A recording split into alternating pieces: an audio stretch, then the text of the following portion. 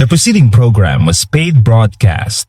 Any ideas, comments, and opinion expressed by the program hosts do not necessarily reflect the views and opinion of the station. The program and its producers are not affiliated with the station.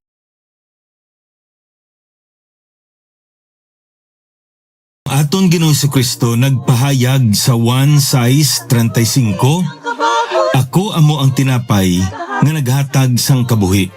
Ang nagakari sa akon indi pagutumon, kag ang nagatuo sa akon indi nagyed pag-uhawon. Maayo nga adlaw sa inyo mga abyan kag utod sa Ginoo. Nagapakig-upod naman sa inyo sa siningation ang aton matag adlaw nga palatuntunan sa kanginan nga ginatiguluhan tinapay sa kabuhi. Ang ini nga programa nahalad sa pagpamalandong sa pulong sang aton Ginoo sa tinutuyo nga magtubo kita sa bugay kag sa kaalam sang aton Ginoong Kristo.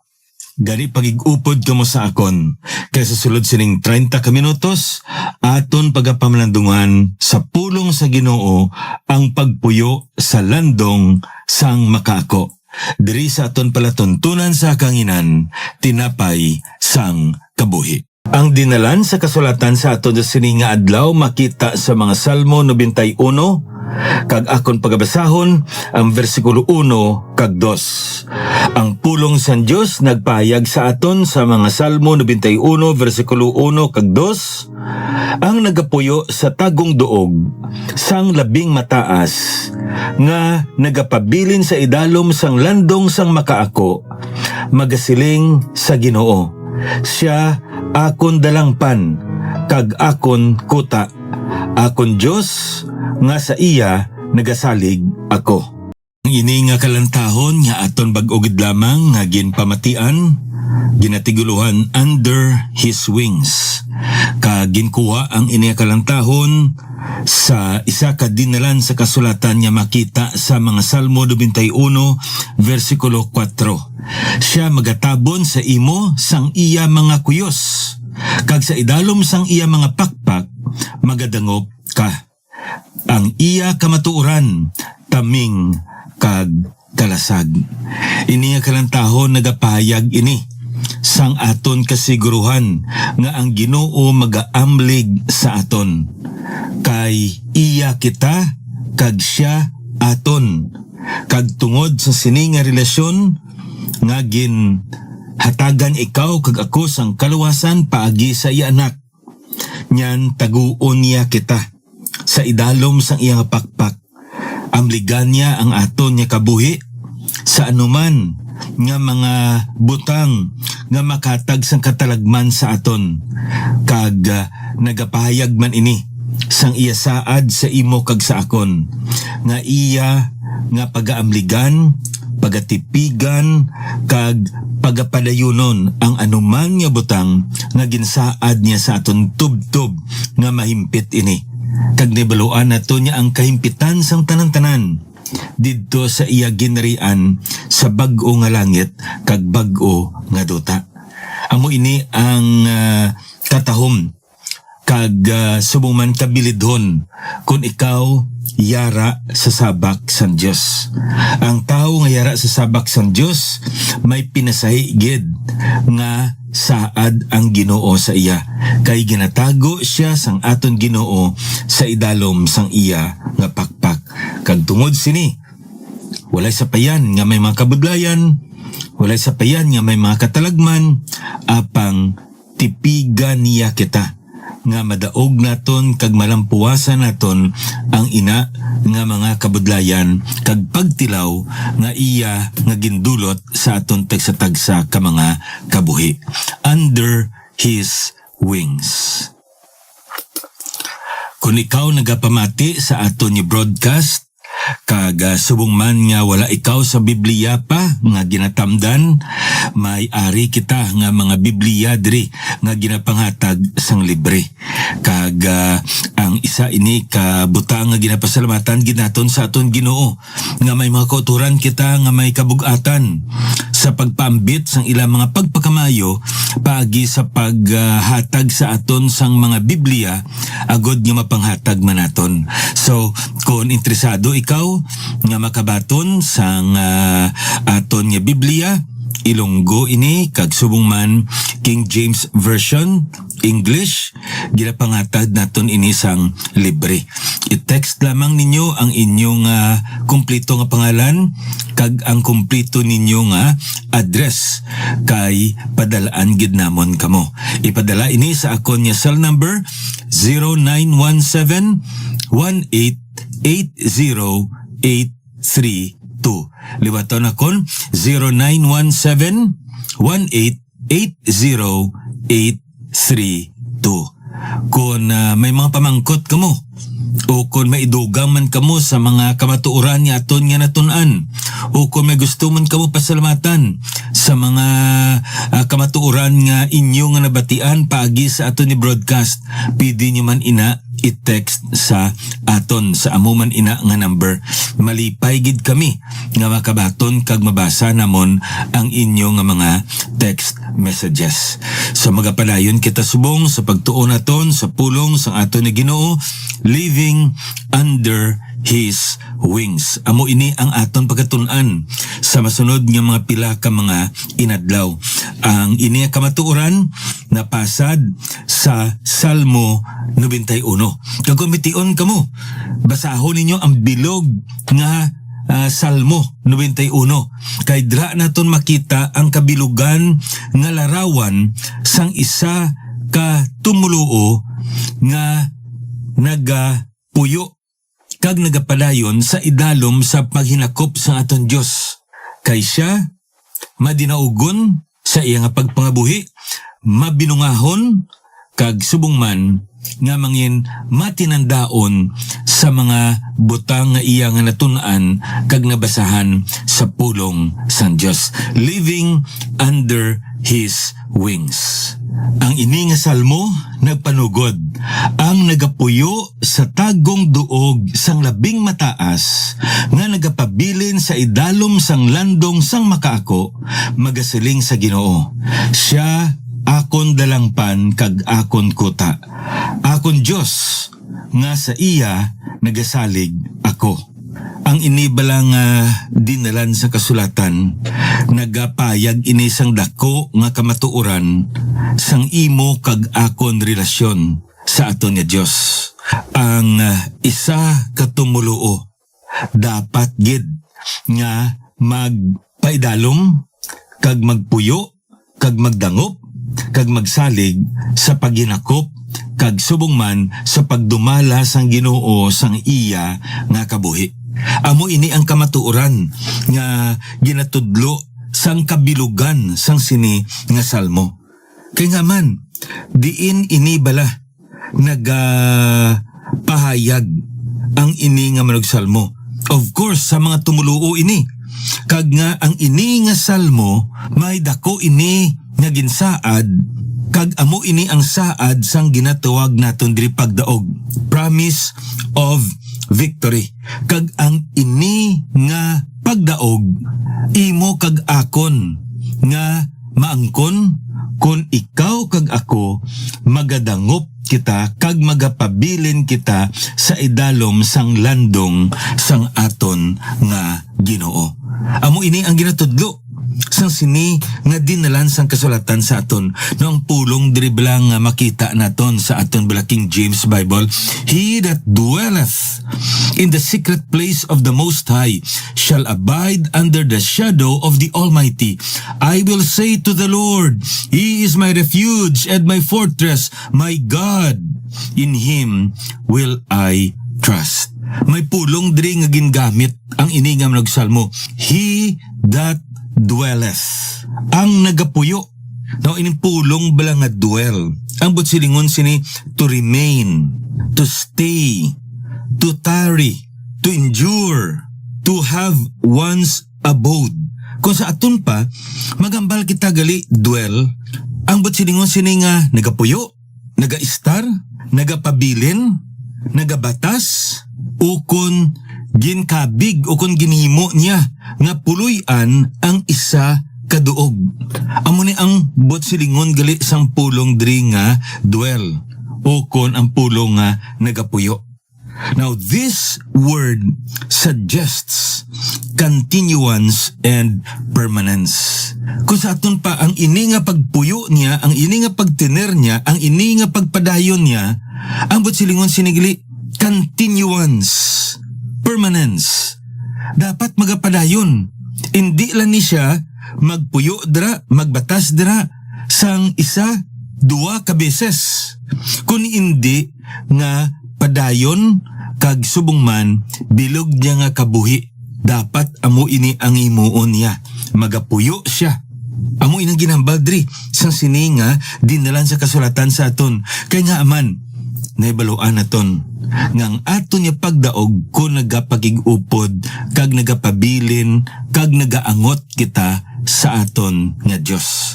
Hindi bala amo ina ang makita naton sa Biblia dira sa 1 kapitulo 15, ano ang aton nga Dios? Siya amo ang ubas, kita amo ang mga sanga. Subo nga ang sanga dapat magpabilin siya sa puno, kay ang iya nga kabuhi iyara sa puno. Ikaw kag ako nga mga tumulo magapabilin kita sa aton Ginoo, kay nga man kay ang aton kadalagan yara sa iya.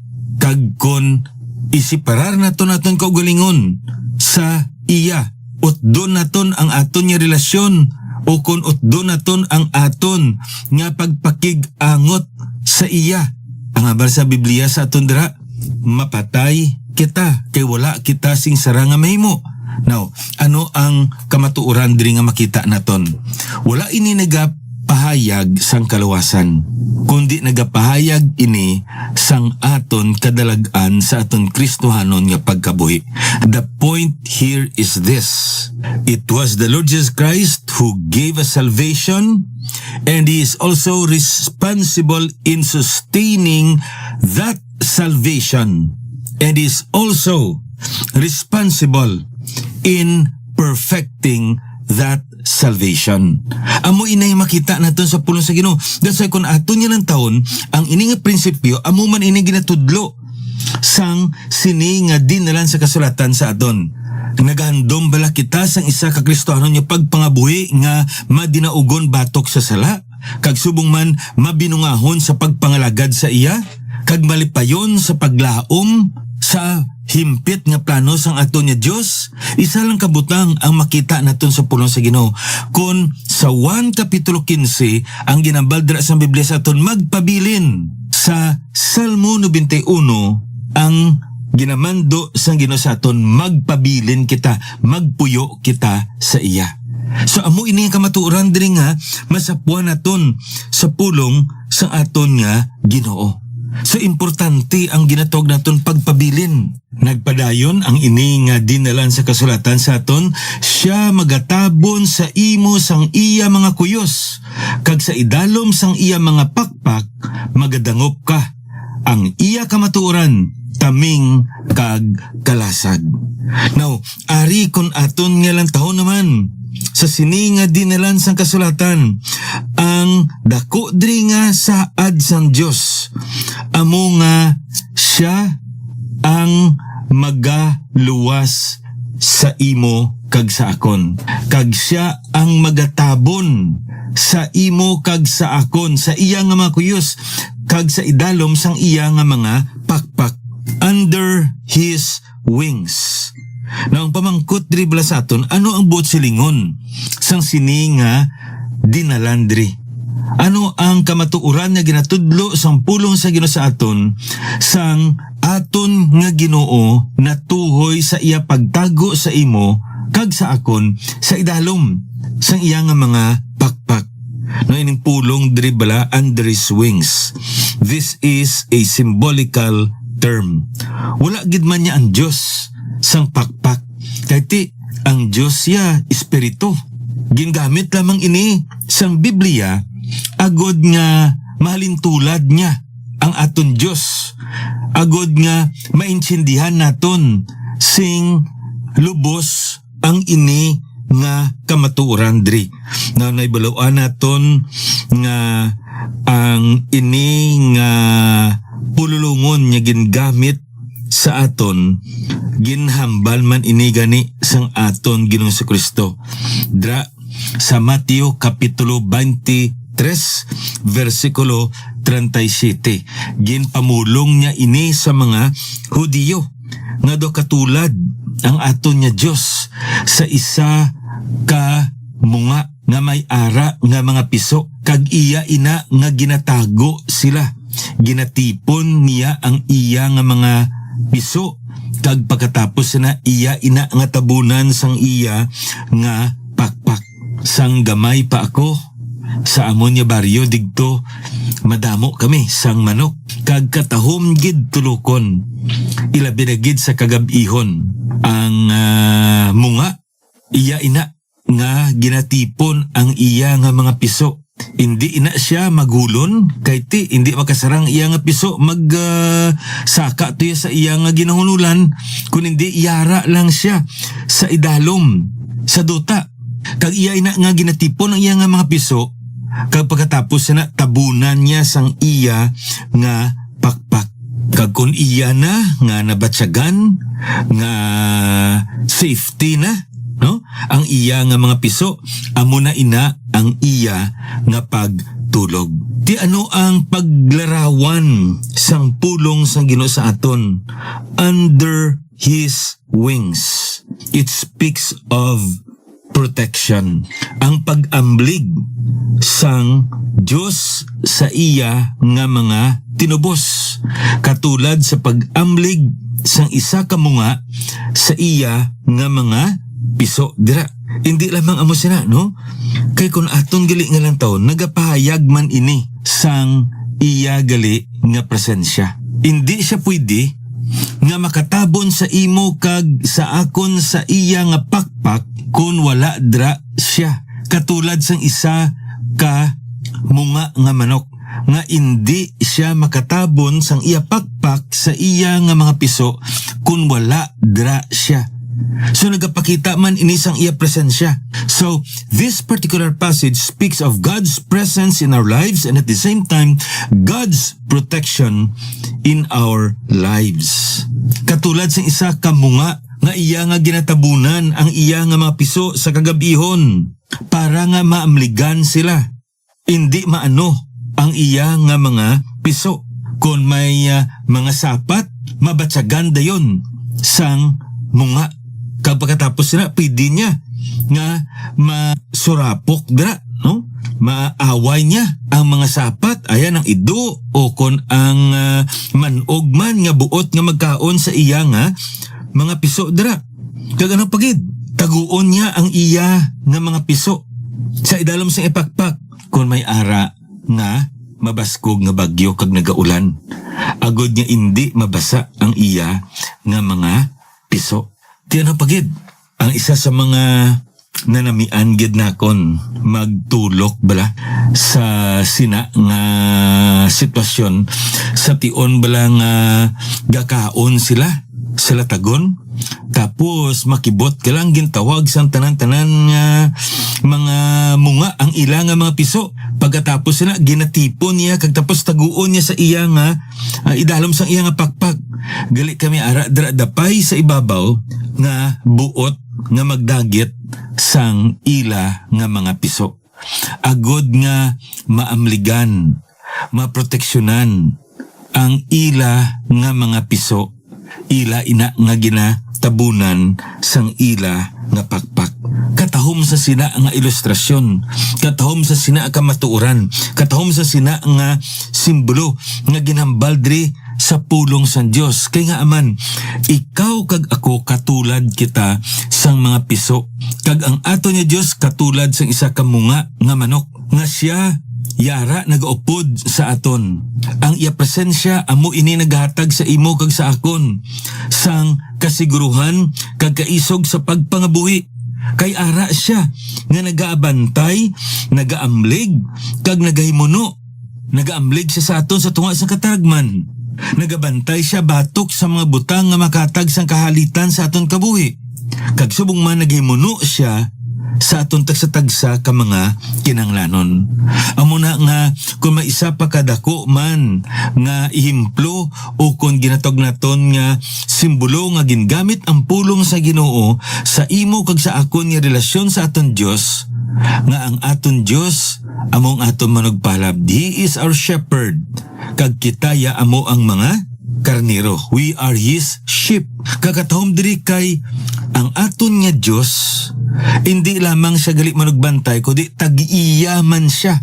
Kung sa aton pa honor shepherd kag tungod sini dako gid ang aton gili kasiguruhan kay nga man hindi lamang siya sinuhulan nga manugbantay, hireling amo lang tawag sa iban, kun hindi siya gid amo ang tag-iya sang sina nga panong kag siya man mismo amo ang manugpahalab sang sina nga panong. Kag amo ni katahom sang aton gali iya nga kasiguruhan kay nga aman may mga katalagman, may mga kabudlayan, may tinion man nga may tigulutom. Pero ang katahom diri nga makita naton sa pulong sa Ginoo kay amo sini himun-an niya tanan-tanan nga maamligan ikaw, himun-an niya tanan-tanan nga masugata ang aton nga kinanglanon. Amo na may isa dira ka dinalan sa kasulatan ni ginabal siya. Yea, though I walk through the valley of the shadow of death, Psalm 23, I will fear no evil, for thou art with me. Katahom sa sina nga dinalan sa kasulatan. Kay nga aman, ining ginatog natong gali valley of the shadow of death, amo inigali kung kaisa ang mga tinion nga gabi na sila nagapauli ahalin sa latagon, mabalik sila sa ila nga koral digto nga diin dra sila magapuyo sa ila kagabihon. So nagapanglakaton ini sila kag may mga tinion nga maabdan sila sang kadulom. Kag kun nagapanglakaton sila sa mga nalupyakan, wala sila kay balo. Kung may ara dira mabangis nga sapat o kung may mga makawat dira nga buot magkawat sang ila nga panong. Ining mga manugpahalab. Ti sa sini nga di na lang sa kasulatan, si David mismo bilang siya ubiya nagambal siya. Nya Ginoo, bisan pa, yara ako sa katunga sang katalagman. Ilaman nga lagson ang akon nga kabuhi sang akon nga mga kaaway. Ayhan, may ara nga mga tinion nga nag-abot ang dalagko nga mga pagtilaw sa akon kabuhi. Hindi ako magkadlok, kayara ikaw nga nagaupod sa akon. Na wala ini nagapakita nga wala nagid kita sing problema kina Kristanon kita. May mga tinion pagani nga tawgon kita sang Dios sa egenrian paagi sa kamatayon tungod sa aton pagtuo. Ang managinatawag naton nga martyrdom. Pero ang katahom nga kamatuoran nga makita naton sa pulong sa Ginoo nga musini, wala sing anuman nga matabo sa imo kag sa akon nga wala nagapanugot ang Dios. Iya ina tanan plano sa Dios. Kay nga aman nagkapabilin kita sa idalom sang iya nga pakpak. Kag bilang isa ka piso, yara ang aton amay nga amo ang aton nga inang. Kakatahom dira subong sa isa ka munga, sa isa ka inangan nga nagatipig kag nagabatiti sang iya nga mga piso. Ang aton Dios amo man ina sa aton kabuhi. Kag amo ina iya ang aton kasiguruhan. Sa madason naman ni broadcast, padayon naton nini ang pagtuon naton sa pulong sa Ginoo. Ininyo abyan alagad sa kanginan, Pastor Neil Vilches ang Ginoo magapakamaayo sa inyo.